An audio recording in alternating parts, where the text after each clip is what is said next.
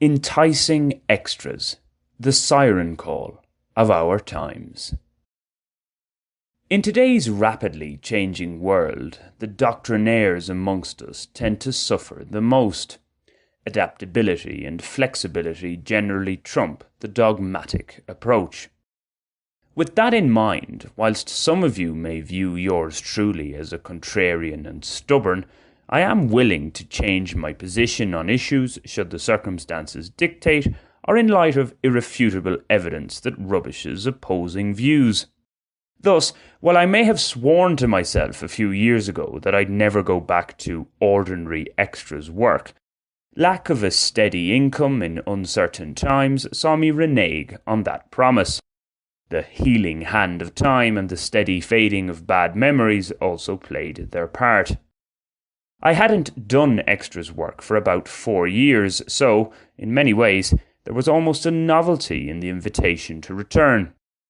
It's also important to note that the last couple of times I was on set, I actually had minor speaking roles, a whole different ballgame to being a partially seen, but not heard, extra.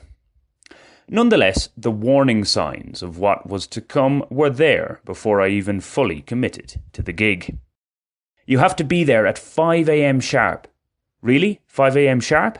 Is that the actual time or is that Colombian time? I'm a punctual person, so if you say a time, I shall arrive at that time. However, experience tells me that arriving at the appointed hour for such things results in nothing more than a lot of standing around waiting for the people who count to show up. No, we're starting at 5 a.m. There's a COVID-19 antigen test to take, and if you're late, you won't be allowed in.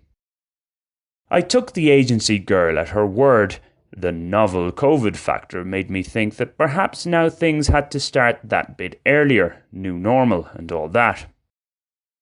Yet offsetting this was the requirement to bring with me 2 outfit options. Previously, the wardrobe department tended to dress one accordingly, a slow enough process of course, especially when there is a good number of extras involved. This time, however, I was asked to bring an executive-style suit and something slightly less formal.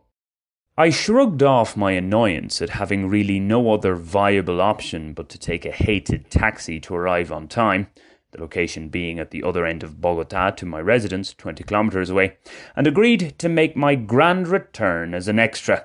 The fairly reasonable pay also played its part in my decision. In fairness, arriving on time, the agency coordinator was waiting at the entrance. After filling out countless forms, we, the other couple of punctual extras and I, went for our rapid COVID test.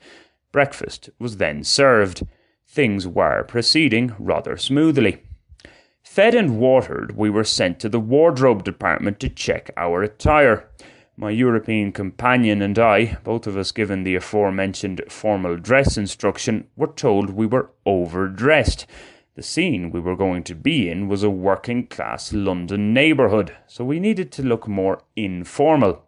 Basically, how I dress every day, if only I'd been given the proper information the night before. I don't like to drag across Bogotá the only 3-piece suit I have for no good reason. Once suitably attired, we returned to what the production team called base camp, a partially covered parking lot serving as our eating and waiting quarters. Filming was taking place across the street in a quaint, semi-enclosed, pedestrianised area of the city centre. The standard, tedious yo-yoing then commenced. "Come on guys, quickly, you're needed on set. Stand there. No, actually, sit over there. Walk over here. Stop there. Wait a minute. Okay. Go back to base camp."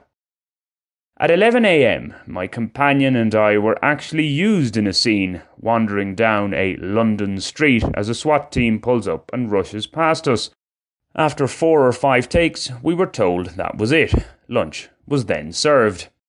I asked those who had the appearance of authority if we would be used again, and I was told we would. The thing is, there are many on set who like to think they have some sort of power, but in reality, they're mere minions. They tell you one thing with force, only for this to be overruled by a superior moments later.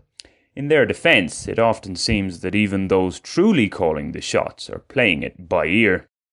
In any case, After hours of waiting and countless replies of "ahorita" to questions of when we'll next be needed, ahorita being the Colombian word to mean any time between now and never, we weren't filmed again.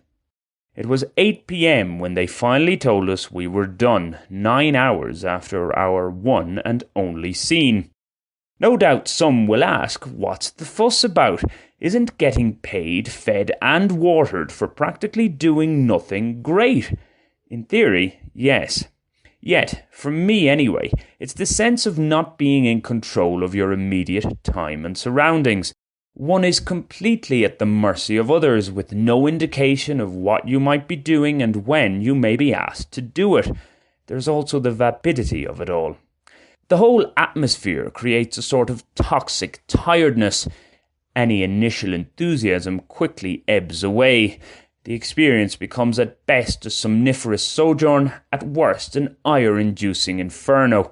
A day on set isn't complete without at least one extra lashing out at a coordinator, not just verbally, but even physically at times.